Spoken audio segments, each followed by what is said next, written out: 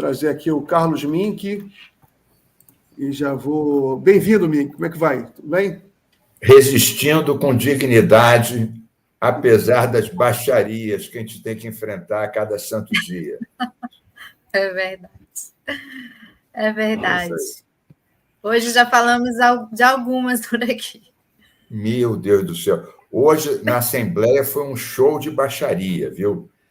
Eu vi que chamaram o Eduardo Paes de vagabundo. O Eduardo Paes fez críticas fortes à Assembleia e ao presidente por conta que um grupo bolsonarista, mas acobertado pelo presidente, fica fazendo críticas, ameaçando o secretário do próprio governo, mas não tem nenhuma ideologia. Eles querem botar mais pessoas deles nas secretarias, nas delegacias, em tudo.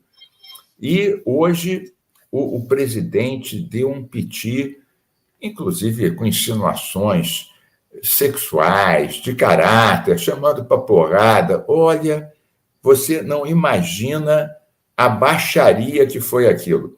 Mas a gente tem que lidar com tranquilidade com isso, né? Não se misturar. Aliás, o Miguel, não sei se você lembra, que algumas vezes que esses bolsonaristas começavam a pedir a cabeça de vários secretários, eu até ia para a tribuna e dizia: olha, eu quero protestar aqui, eles estão invadindo o espaço da oposição, como é que a gente pode fazer oposição ao governo se a base, dia sim, dia também, pede a cabeça de um secretário? Assim não dá. Só faltou complementar que não tinha nenhuma ideologia, nenhuma política pública por trás disso. E foi a isso que o Eduardo Paes se referiu e provocou uma ira do presidente, que foi uma coisa que poucas vezes vista.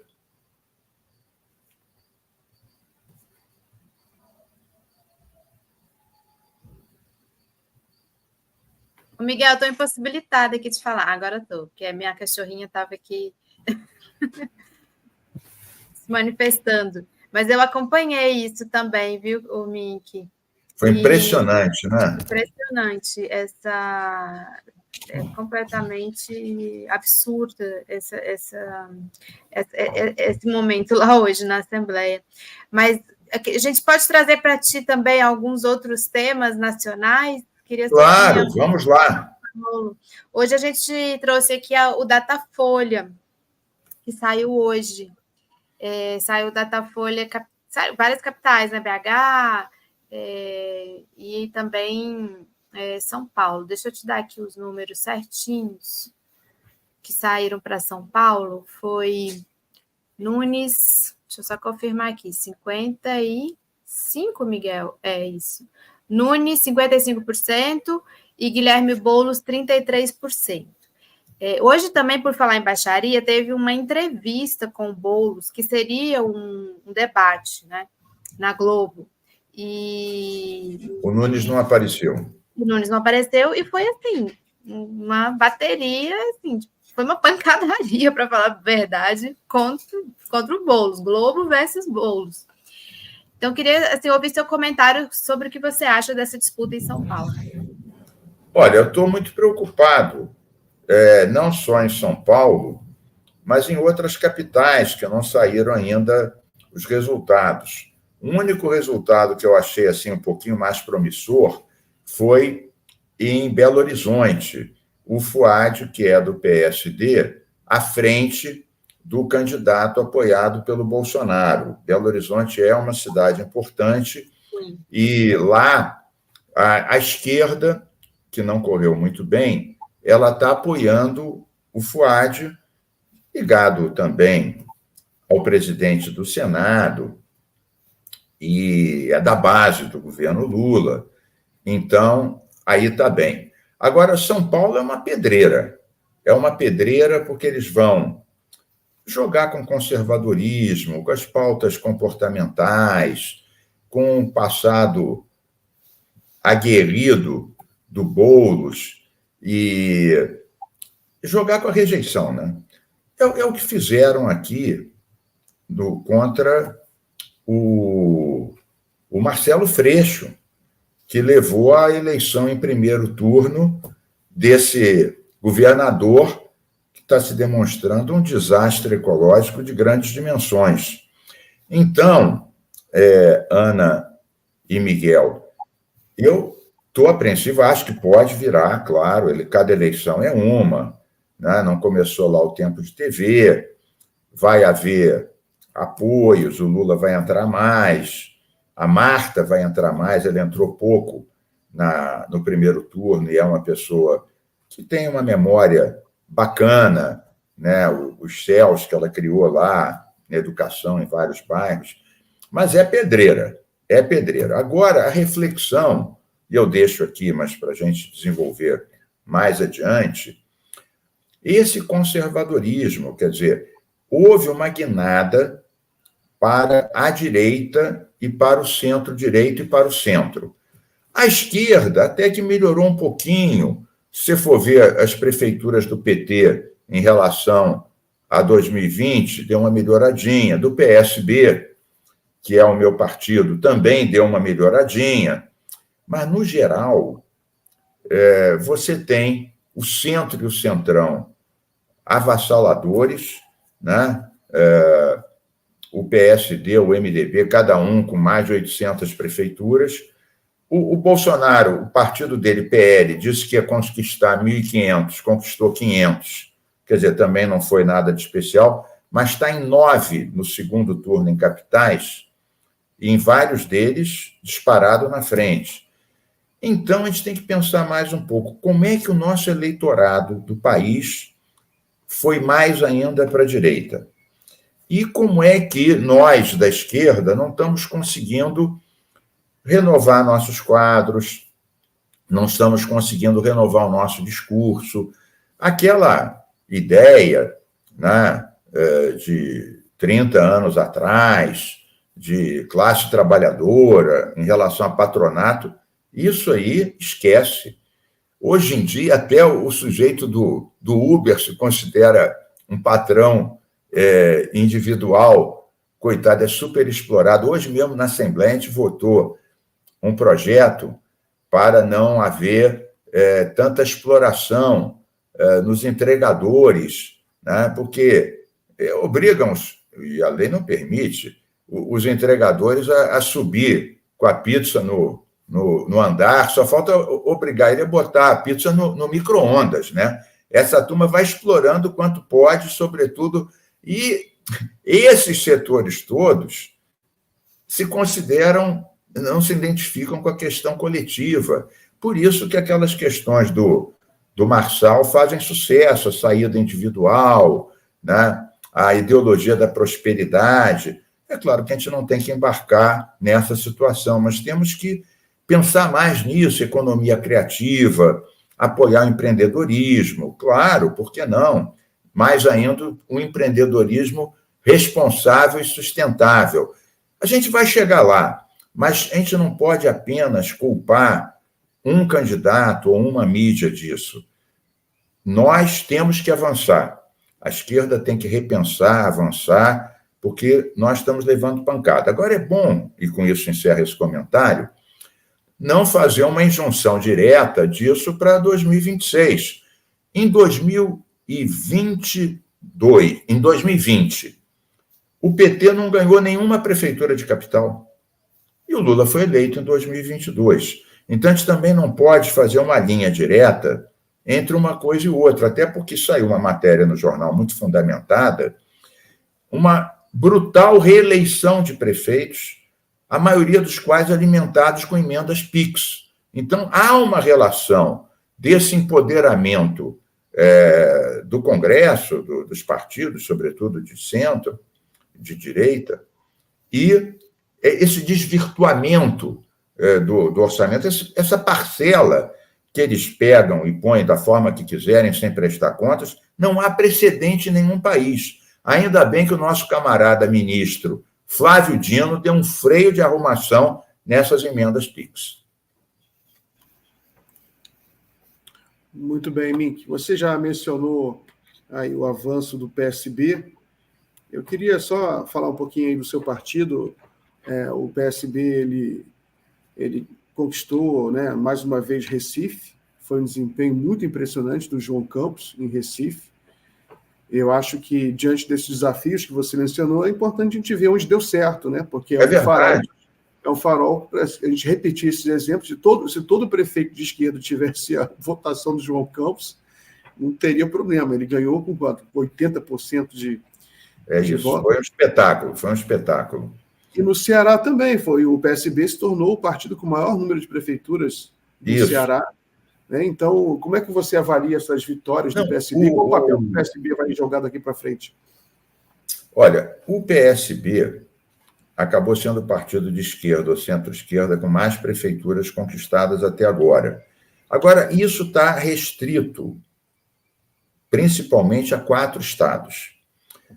No Maranhão, isso tem a ver com as gestões do Flávio Dino, que eu estava elogiando aqui, mas era do PSB, foi ministro, até pouco tempo, da Justiça, representando o PSB, e lá no Maranhão, o Flávio Dino trouxe dezenas de prefeituras, ganhou dezenas de prefeituras para o PSB. No caso do Ceará,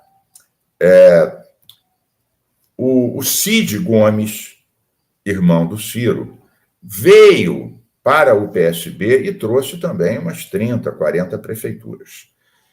O outro estado com muitas prefeituras, você já mencionou, Pernambuco. Essa vitória na capital foi muito boa, mas no interior também o PSB ganhou dezenas de prefeituras, muitas importantes. E no Espírito Santo, que o governador é o Casagrande, também houve muitas vitórias. Aqui no Rio, a gente teve um dissabor, né? Nosso prefeito Bom Tempo de Petrópolis, ele perdeu a eleição, ficou fora do segundo turno. Aliás, nós lá no segundo turno do PSB, nós vamos apoiar o candidato do PSOL, um jovem deputado Yuri, que passou para o segundo turno, está com dificuldade, está bem atrás, mas nós vamos apoiá-lo. Em Niterói, eu tive há 2 dias atrás, junto com o Molon e com a Tatiana Roque, que nós elegemos aqui vereadora da capital. O PSB não tinha vereador na capital, agora tem a Tatiana. Nós fomos lá abraçar o Rodrigo Neves e apoiá-lo. Ele faltou 1,5 ponto para ganhar no primeiro turno. E tem uma bela gestão e está enfrentando um bolsonarista lá. Então, ali não há o que pensar. Todo mundo com o Rodrigo para derrubar o bolsonarismo. Então, há desafios, né? O PT e a esquerda terem perdido no ABC. Aqui na Baixada Fluminense, o bolsonarismo avançou muito. Nós tivemos algumas poucas vitórias. Em Japeri, uma prefeita que veio do PDT para o PT se reelegeu. O Andrezinho Siciliano, em Paracambi, filho do André Siciliano, que foi um ótimo presidente da LERJ, se elegeu. Então, a gente teve algumas poucas vitórias, mas nos grandes municípios, São Gonçalo, aquele capitão bolsonarista, teve 80%. Ele foi deputado com a gente. Ele não falava uma frase sem assassinar umas 3 vezes a gramática portuguesa. O cara se elege com 80% de votos, né? Então, a gente tem que pensar isso com profundidade e avançar mais, consolidar nossas alianças, trazer o centro para a nossa coligação. O nosso Lula, ele tem muita habilidade, ele vai saber fazer isso. A gente está no segundo turno em várias localidades, com chance de ganhar em várias delas. Vamos correr atrás, não vamos entregar esse prato para a direita, que está toda soldada, viu? Eles estão avançando na CCJ com anistia. É inacreditável. O Brasil pegando fogo, né? A Amazônia secando, e eles discutindo anistia para eles próprios. É uma turminha desqualificada.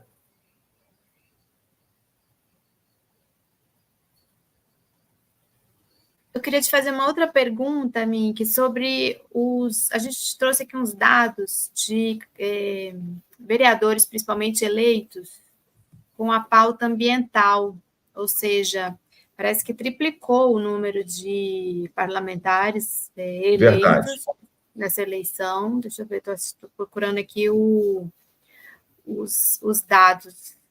E eu queria saber sobre isso. Você acha que, assim, mesmo que aos poucos, deveria ser mais rápido, há mais sensibilidade hoje nas campanhas eleitorais, na hora de montar a pauta da campanha, para os temas ambientais e climáticos? Olha, deu uma melhorada, sem dúvida. Agora, tinha tão poucos, que ainda que percentualmente a gente tenha aumentado, ainda é uma fração pouco significativa. Agora a gente tem boas notícias, um pouco mais de mulheres eleitas, um pouco mais de LGBTs.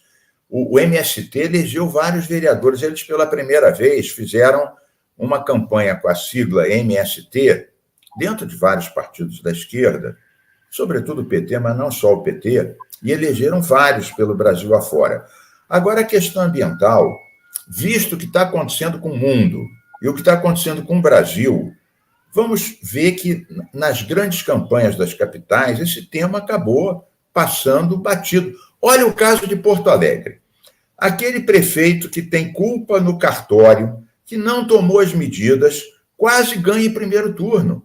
A Maria do Rosário, nossa querida companheira, uma militante espetacular, foi uma ministra de Direitos Humanos muito boa, quase perde a eleição em primeiro turno para um prefeito que tem responsabilidade na falta de prevenção em Porto Alegre. Então, você vê que, para muitos, infelizmente, a ficha não caiu. Sem contar, não sei se vocês viram, áreas da Amazônia que tem muito desmatamento, sobretudo Pará, Mato Grosso, foram eleitos vários prefeitos desmatadores que têm um monte de multas por desmatamento, queimada, grilagem do IBAMA, do ICMBio, foram eleitos e na campanha eles falaram: fui multado, eu sou do bem, eu quero desenvolvimento. Usavam isso como argumento para pegar voto.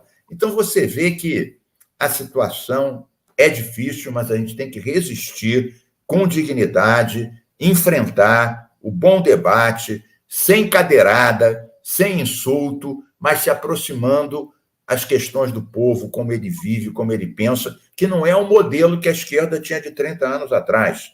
Era de internet, era de empreendedorismo, ou a gente recicla uma parte do nosso discurso, sem perder, é claro, nossas grandes utopias, nossas grandes bandeiras, ou a gente recicla ou a gente está tramado. Essa é a verdade. Mink, uma pergunta que eu queria te fazer, até tem a ver com um comentário aqui, tem um rapaz aqui comentando, criticando, dizendo que em Recife a gestão tem seus problemas. Sim. A gente sabe que no Rio de Janeiro também, o Eduardo Paes se elegeu com uma votação muito grande, a gente sabe que o Rio de Janeiro tem seus problemas, grandes problemas no Rio de Janeiro, capital. Aí uma pergunta que eu queria te fazer é sobre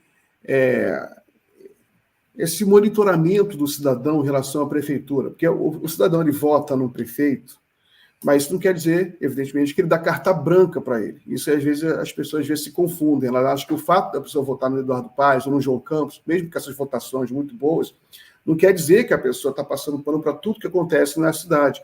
Claro. Mas, às vezes, falta também, na democracia brasileira, alguns instrumentos para o cidadão acompanhar mais de perto a prefeitura, interferir mais. Como é que você vê isso, essa questão cidadã de acompanhar as prefeituras? Miguel, eu concordo muito com o teu comentário. Eu mesmo, por exemplo, como ambientalista, eu tive embates com o Eduardo Paes. Tive embates com ele, alguns licenciamentos que foram ver. Primeiro, ele ter tirado o licenciamento da Secretaria de Meio Ambiente para uma Secretaria de Desenvolvimento. Eu discordei, fui até para a Justiça, mas não consegui. Licenciamentos que ele fez aqui na Zona Sul, na Tijuca, em algumas encostas. Eu falava, não adianta dizer que é sustentável autorizar a tirar a árvore da encosta. Depois vai ter chuvarada e vai culpar quem? São Pedro. Agora, ele, claro, fez uma gestão muito boa. Inclusive, quando eu e Molon fomos lá, e com Bandeira de Melo também, que é nosso deputado rubro-negro, ecossocialista, fomos lá discutir com ele as condições do apoio, nós pedimos uns 10 pontos programáticos. Só eu pedi 2, que ele se comprometeu, e eu vou acompanhar. Vou fazer um compras para cima do Paes. Ele se comprometeu comigo a duplicar a coleta seletiva domiciliar, a reciclagem, o apoio às cooperativas, e também duplicar os mutirões de reflorestamento das encostas, criados lá atrás pelo nosso saudoso companheiro e amigo Sirquis, que ele conseguiu reflorestar 140 encostas aqui, sobretudo da Zona Sul e da Zona Norte. E o Eduardo Paes concordou, assumiu esse compromisso com 8 outros, e nós vamos estar sempre divulgando e cobrando isso. Mas aqui no Rio a gente impôs uma derrota ao bolsonarismo, talvez a mais forte, porque aqui é a terra de Bolsonaro, ele se empenhou na campanha desse Ramagem, esse espião da BIM completamente desqualificado, né? Não dava nem para o Pantera Cor-de-Rosa, aquele ABIN trapalhão. Mas aqui no Rio a gente tem que olhar politicamente, a gente impôs uma derrota superlativa ao Bolsonaro, e isso nos deu alegria. Agora vamos cobrar todos os compromissos que nosso companheiro prefeito Dudu Paes assumiu conosco. Vamos divulgar. Mas você tem razão, a população tem que acompanhar mais. A gente sempre diz, olha, acompanhe como é que votam os deputados, como é que votam os vereadores. As pessoas até esquecem em quem votaram para deputado, para vereador. Todos nós, em tese, temos nossas páginas, prestamos conta. Os sites da Câmara, da LERJ, permitem você acompanhar, né? Eu, que tenho muitos mandatos, meu pessoal está sempre cobrando, sugerindo, vendo também as nossas atividades, né? Sempre aprovando leis e cobrando o cumprimento delas, que é o mais difícil, mas nem todo mundo tem esse hábito, você está coberto de razão. Não adianta você não participar de nada e depois dizer que está tudo errado, que foi traído. Vem cá, e o que você tem feito para acompanhar, sugerir, fiscalizar, criticar? Você está coberto de razão. Cidadania é isso, não é só votar. É cobrar, acompanhar, fiscalizar e dar bronca. Bronca é bom. Mas tem existe algum instrumento que o cidadão possa cobrar do prefeito? Sim, veja bem. Tem os sites. Bom, primeiro, o prefeito, assim como deputados e vereadores, tem suas páginas. E eles respondem diretamente, a sua assessoria, respondem às críticas, tentam justificar seus atos, né? Então, tem as redes sociais. Hoje em dia, isso funciona e muito. Eu, por exemplo, e vou te dizer, eu sou inimigo do Musk. Acho que o nosso Xandão teve uma vitória superlativa. Mas eu confesso que eu voltei para o Twitter, porque eu sou twitteiro. Tinha 150 mil seguidores e estava cortando os pulsos. Eu até fui para o Blue Sky, mas até agora eu tenho 16 mil seguidores lá e tinha 150 mil no Twitter. Voltei, mas já voltei batendo no Musk e dizendo, olha, Mosquinho tomou uma paulada do Xandão, mas nós estamos aqui de volta. Mas então, as pessoas, sobretudo quem tem mandato, geralmente responde às críticas e às sugestões. Algumas leis minhas importantes eu fiz por sugestões de eleitores ou seguidores que acompanham o mandato. Falam, você não está fazendo nada em relação a isso. Eu falo, caramba, ele tem razão, vamos fazer alguma coisa. Então, isso é uma coisa. Agora, tem as páginas oficiais. Você pode acompanhar, por exemplo, eu tive agora de manhã votando no plenário da LERJ. O plenário da LERJ é transmitido ao vivo. Você entra lá, TV LERJ, você vê ao vivo como as pessoas estão votando. Não é mais antigamente, que ninguém sabia. Hoje em dia, quem quer acompanhar, ou pelas TVs, e Diário Oficial ninguém lê, nem vale a pena dizer isso, mas quem quer acompanhar ao vivo como cada um se comporta e acompanhar as redes e dar a sua bronca, fazer a sua sugestão, isso funciona sim. E, normalmente, o prefeito, o deputado, o governador não sei, mas o prefeito, normalmente, ele e a equipe respondem. Maravilha. Mink, Ana, eu vou liberar o Mink, ele falou. Eu tenho outra atividade aqui que atrasou um pouquinho, mas é sempre um prazer estar com vocês aqui, viu? É uma delícia conversar com vocês, que vocês conseguem transformar temas áridos e pesados em coisas mais leves, com diálogo, com as observações. Eu mesmo saio daqui mais leve e com mais vontade também de lutar com alegria pelas nossas pautas ecológicas, sociais, enfrentando o obscurantismo. Ecobate, biodiversos, crocantes para vocês. Abraço, boa semana. Gente.